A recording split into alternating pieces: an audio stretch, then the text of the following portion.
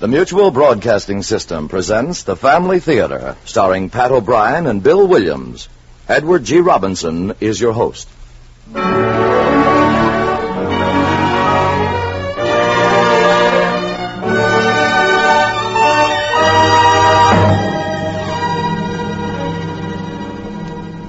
More things are wrought by prayer than this world dreams of.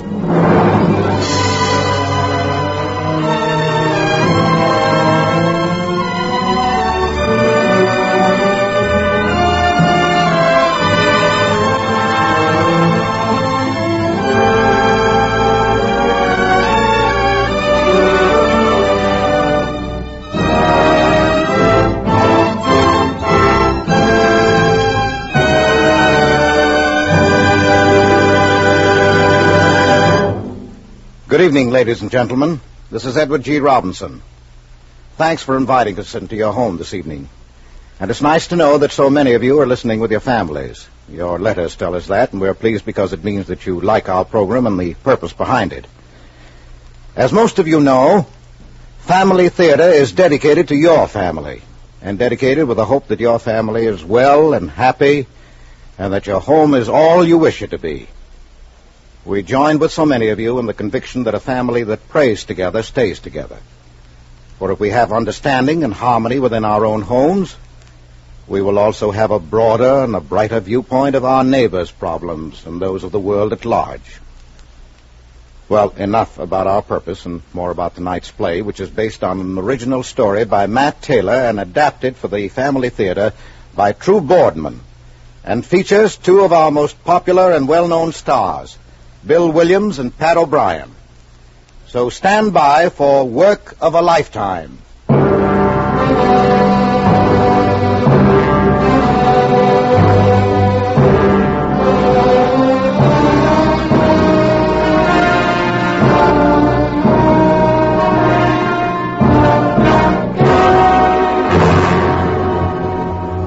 The somber mass of stone and steel that is a state penitentiary. In row upon row of cell blocks, silent, sallow men sit waiting through the eternity that is the time they are to serve.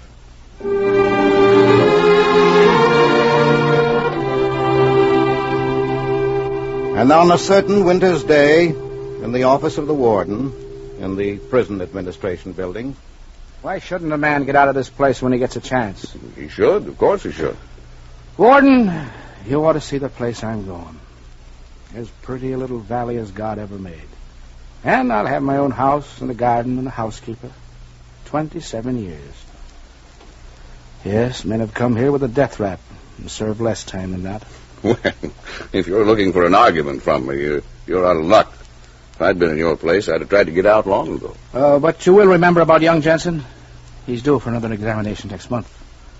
That cough of his sounds pretty bad. Oh, and that machine in the jute mill where the guardrail is broken. Now, look, Father Darcy, I've let you practically run this penitentiary for years because I had no choice. But once you walk through that door, I'm running things. Don't worry, Father. I'll see about Jensen. Yes? Warden? What is it, Keller? It's Morgan, sir, in the hospital. He's pretty bad, and he says he wants to see Father Darcy. Oh, well, you better look up the new chaplain, Keller. Officially, Father Darcy's transferred to... Oh, nonsense. The lad sent for me, didn't he? Of course I'll see him. But, Father... Warden, I don't get it. I didn't know Morgan was of Father Darcy's faith. You ought to know by now that never made any difference in here. Well, it's nearly 3. You better call assembly. You know, Warden, this place is going to seem different somehow with Father Darcy gone. Think that's news to me? Well, what are you standing there for? Assemble the men. Then go after the father and tell him they're waiting.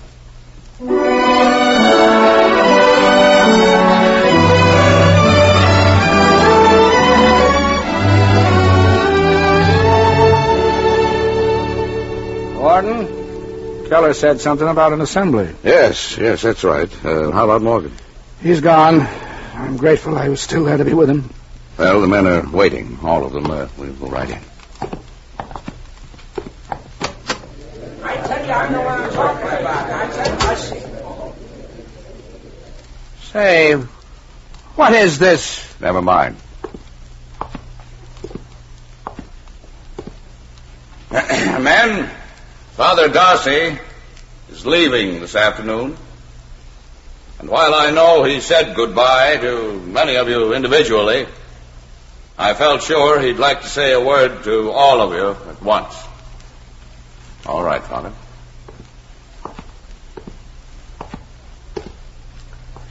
Well, I don't know what the warden's talking about. Why I should want to say goodbye to a bunch of hoodlums like you, I don't know. You're a fine lot of specimens. After all my training, you still can't play a decent game of baseball the way you played last Saturday. Why, the women's prison could beat you. You, Mike Kolnick, unless your game improves, you'd better stop blowing off about coming from Brooklyn. Look at you all. The worst-looking lot of two-time losers I ever saw. I'll be glad to be rid of you. But as bad as you are, if you're ever out walking some afternoon and you happen to stroll down Pearl Valley Way, stop in. And I'll make an effort to put up with you. Well, what I'm trying to say is, when you do get out, you'll be welcome. Any and all of you. Yes, even you, Jack Marston, who slept through Mass for the last 3 Sundays. Huh. You thought I didn't know about that, didn't you? Well, that's all, men. Except that, being an old fool by nature, I'll probably miss the lot of you. So long. And for those of you who want it, you have my blessing. What are you getting up for? Now sit down, all of them. Okay, Slug. Now's the time. What is this?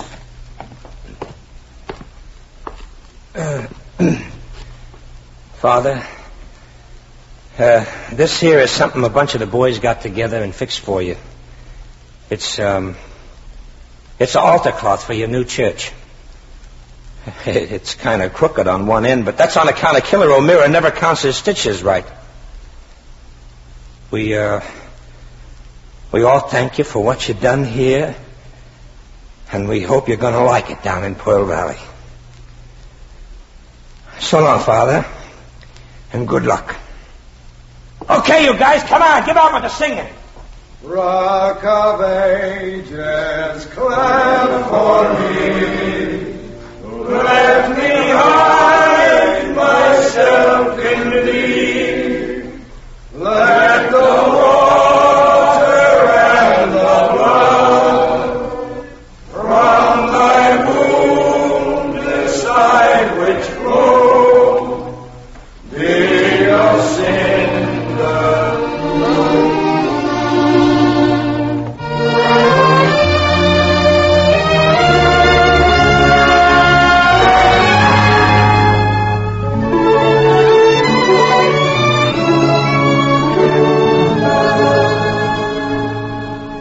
the parlor. You can see those windows lead out onto the garden. That's really the finest view in all Pearl Valley in the springtime. Oh, I can see it would be, Father Thomas. I hope everything is arranged to your liking, Father Darcy. Everything is fine, but I may need some time to get on to things. This is my first parish, you know. You were up at the prison a long time, then. Couple of thousand lifetimes, son. You sort of watch me sharp for a while, will you? What I say, I mean. I don't think the good parishioners of Pearl Valley would appreciate stir talk or prison language in the sermons. I'll watch it. And now, if you'd like to see the kitchen. Oh, the most important room in the house. Don't let Mrs. Wilkins startle you. She talks a good deal, but she's also the best cook in the valley. Oh, Father Thomas, Oh, my goodness. Mrs. Wilkins, this is Father Darcy. How do you do, Mrs. Wilkins? Oh, you'll have to forgive me. I'd at least have had my apron off if I'd have known this kitchen is just a mess. How do you do, Father? We're that glad to have you. And you're glad to be here, I dare say, after all that time with those cutthroats and all. Oh, and this is little Jimmy Mason. He just brought over a jar of jam for you from his mother. Say how to do to Father Darcy, Jimmy. Hello, Father Darcy. Jimmy's father is president of the bank here, and his mother... Pardon me, Mrs. Wilkins. Jimmy, I'm glad to see you, son. Would you like to shake hands? I guess so. Thank you. I'll be looking for you in church on Sunday. I'll be there. Father? Yes, son? Were you really up there in the big house? Yes, Jimmy, for a long time. Gee, did you ever see anybody ride old Smokey? You know, get burned? Jimmy! For goodness sake. Father, the child should be punished. Now, Mrs. Wilkins, please. Yes, Jimmy, I saw a good many men go to the electric chair. And it wasn't... we'll talk about that some other time. Suppose you run on home now. Oh, and thank your mother for the jelly. It was jam. For the jam. Yes, Father. Goodbye. Wait, Jimmy. I'll walk down with you. Goodbye, Jimmy. Bye, Father Darcy. Well, I never, Father. I just don't know what to say about that child. Of course, you may be sure that none of the rest of us will ever mention you having been up in that awful place. And why shouldn't you mention it? After all, I was the chaplain and not an inmate, you know. Father Darcy, oh, good heavens, there's someone out back to see you. He said he wouldn't leave until you got here. Well, who is it, Mrs. Wilkins? Out here, you say? Liv!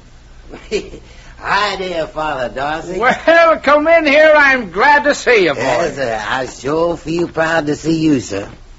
You know, I was beginning to think that you wasn't coming. Mrs. Wilkins, this is Leavenworth Johnson. Howdy, man. Pleased to meet you.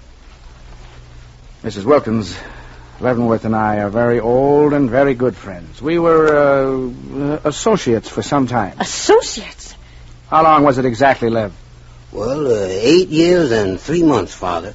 You helped me get almost 2 years off for good behavior, you remember? Oh, you helped yourself, son, and I was proud of you.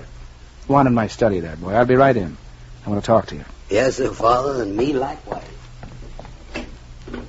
Mrs. Wilkins, count on one more for dinner. Leavenworth will be staying. Father, that man? Why, he looks like a cutthroat. I'll tell you a secret, Mrs. Wilkins. He is. That's what he served 8 years for. Oh, Father Darcy!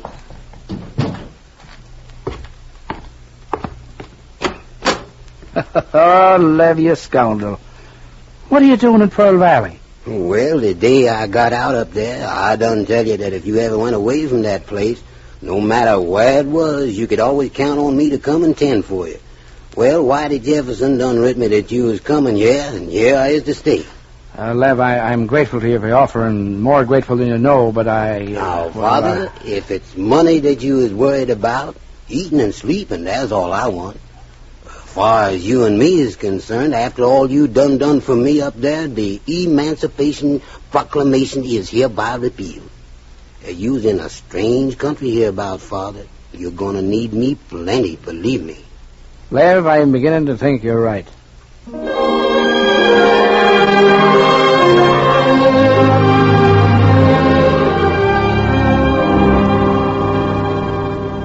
Thanksgiving bazaar is customary, Father Darcy.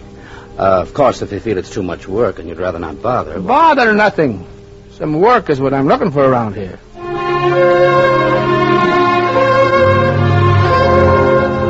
And the ladies of the Ladies' Aid are here to see you, Father. It's about the parish Christmas party. Show the good ladies in. And find Father Thomas for me, so they'll have somebody who talks their language.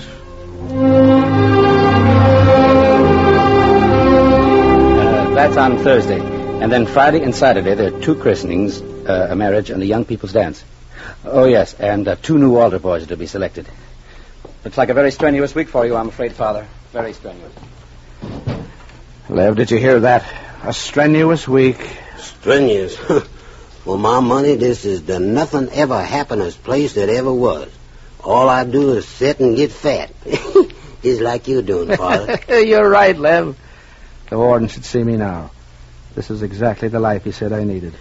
Yeah, dull, ain't it? Father Darcy! Father Darcy! Oh, I knew it would happen. I knew it. What is it, Mrs. Wilkins? What's happened? I just heard the prison. There's been a prison break, and the men who escaped are headed this way, and we'll all be murdered in our beds. How many escaped and when? Where'd you hear about It's this? all over town. I wonder if Father Thomas knows we'll all be murdered in our beds. Father Thomas! A break, Lev. I wonder if it's true. Could be, even as Miss Wilkins do say so. I will soon find out. Hello. This is Father Darcy. Give me the Daily Enquirer, please. I think the number is 412. Most of the breaks are tried this time of the year when... hello. Hello, Mr. Payson. Father Darcy. I hear there's news of a break up at the prison. How many? Only one. What's his name?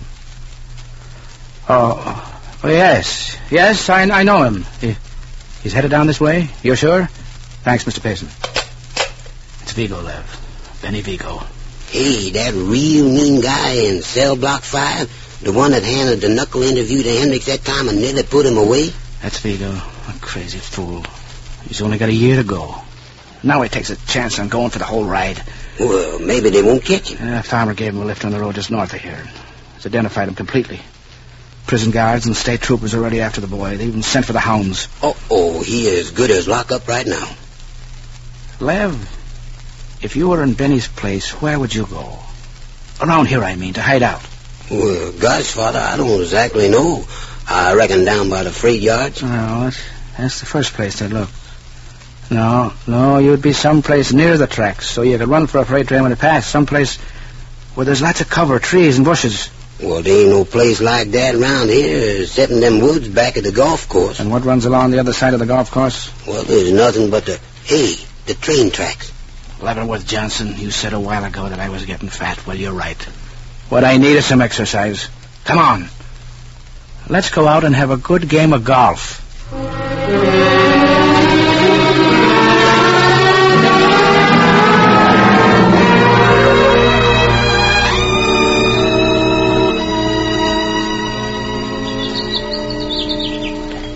That was a good drive I made back there, Lev, if I do say it myself. Over 100 yards. Look, Father, I don't get it. Is you just expecting that Benny fella to walk right out on the golf course in plain sight and talk to you?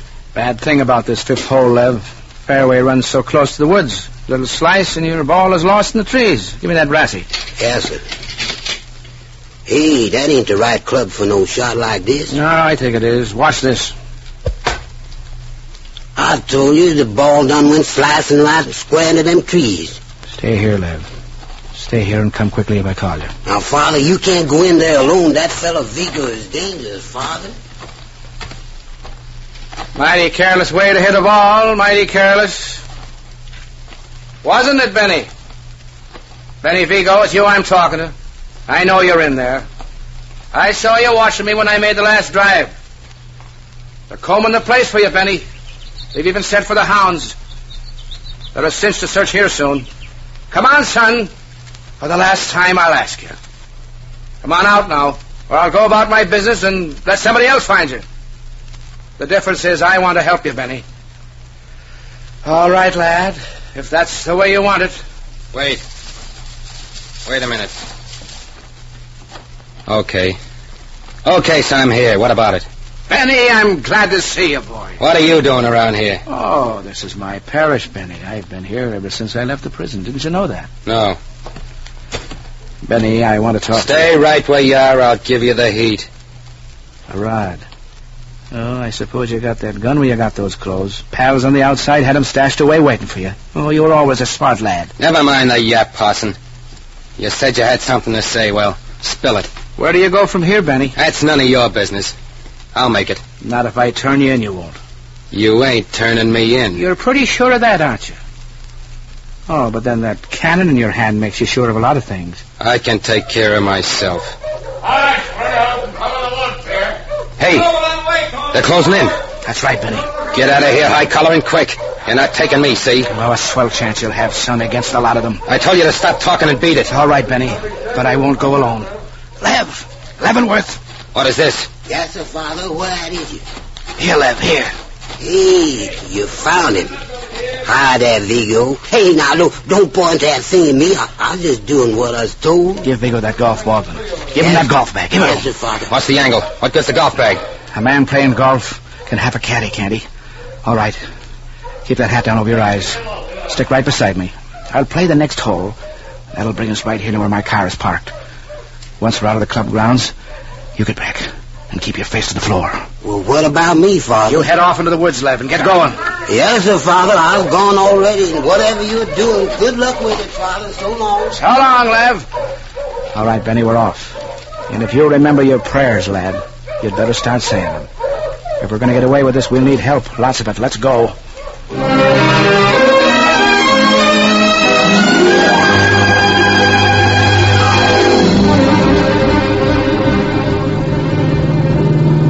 Benny, all right back there? I'm okay. How's about the cops? We passed most of them. Still keep low. Don't worry. Where you taking me, Parson? You know a good hideout? The best in the world. Where is it? Your house? Better than that, son. Watch it. Stay low. They're stopping cars ahead. I'll try to drive on through.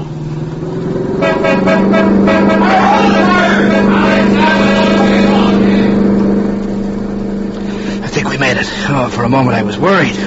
Believe me, I never thought that we would ever... Yeah? We made it, huh? Easy now, easy, lad. Easy. Stay down. Hey, who over there? Where do you think you're going anyway? Oh, hello, Officer Nelson. Something wrong? Oh, Father Darcy. Didn't recognize you. We're looking for that escaped convict. Say, I heard about him. Go right ahead, Father. Sorry I bothered you. Oh, no bother at all, officer.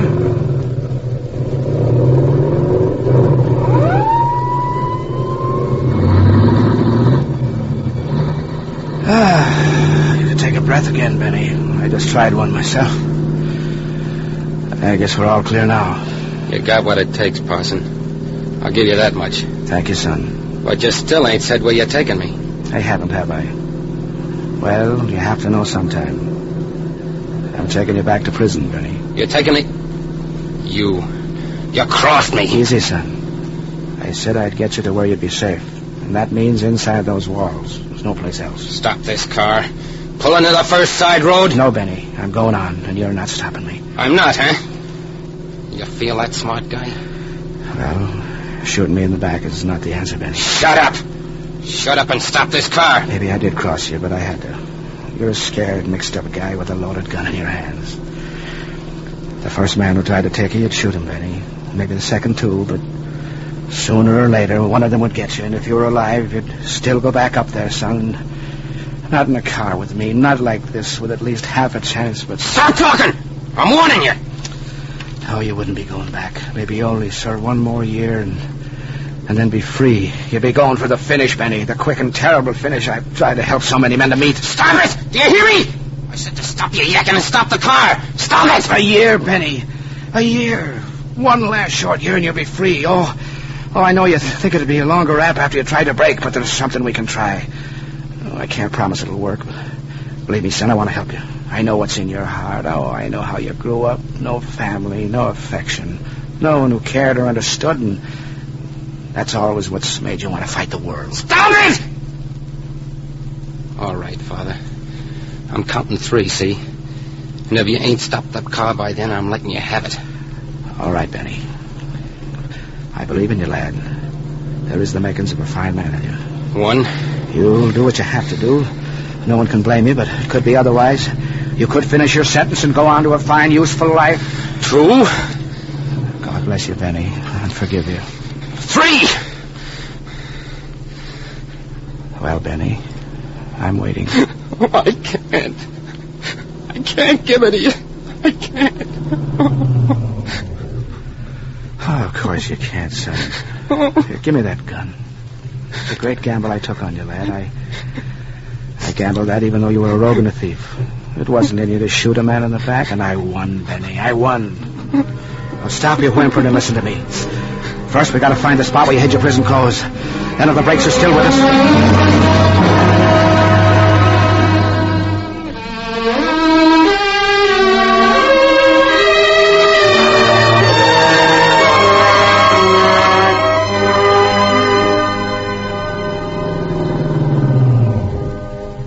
Who is it? Open the gate, Keller. Father Darcy. What are you doing up here? Oh, just a visit to the warden. I got something in the back seat from him. Well, that's mighty thoughtful of you, Father. Go right in.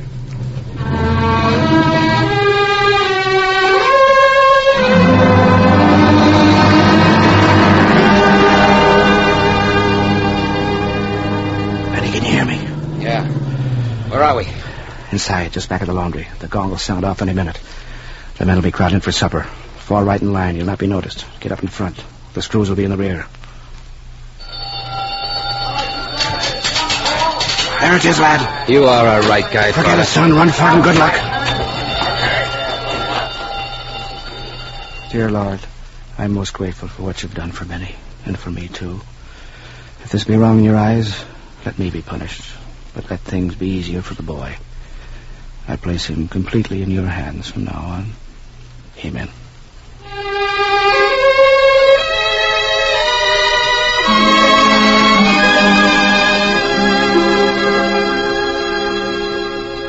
Father, for the 10th time, I tell you, that man did make a break. He did. Can you prove it, Warden? Well, he was missing at last night's checkup. His cell wasn't slept in. Your men must be getting careless. Well, you know they're not careless. Besides, who ever heard of a man breaking into the penitentiary? Oh, that's a laugh. A laugh, is it?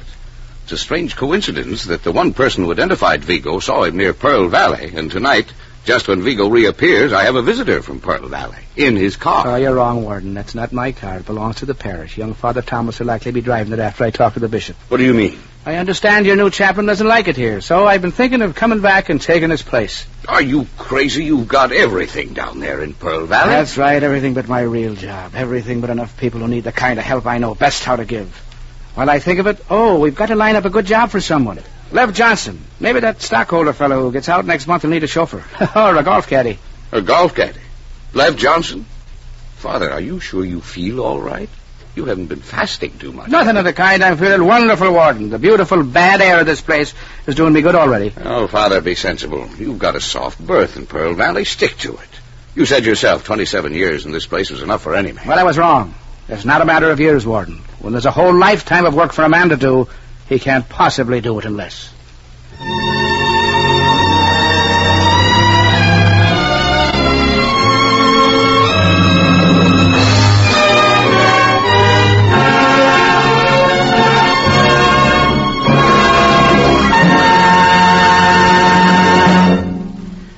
This is Edward G. Robinson again, expressing thanks to Pat O'Brien and Bill Williams for 2 fine performances.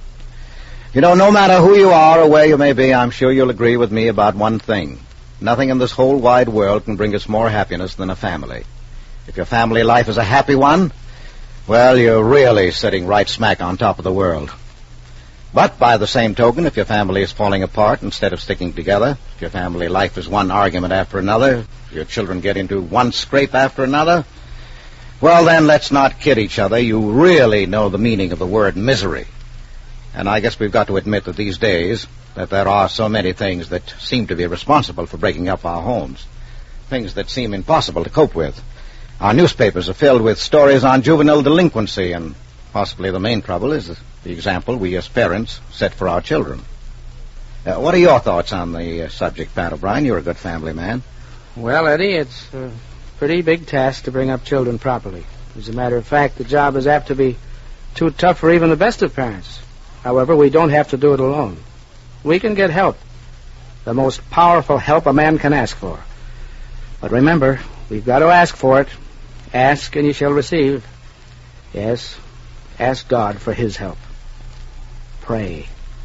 Pray with your children that God will help your family. The very act of praying together will bring your family closer together. Remember, a family that prays together stays together. So pray together tonight and every night that your family may be together always. Good night. Thank you, Pat. And before saying good night, I want to express our thanks to all of you who have helped make this program possible. Thanks also to True Boardman for directing our play tonight and to our producer, Bob Longnecker. Next week, our stars on the Family Theater will be Lee Bowman, George Murphy, and Jimmy Gleason in an original story by Bud Lesser entitled A Bunch of Keys. Now, this is Edward G. Robinson saying good night to all. The series of Family Theater broadcasts is made possible by the thousands of you who felt the need for this kind of program. This is the Mutual Broadcasting System.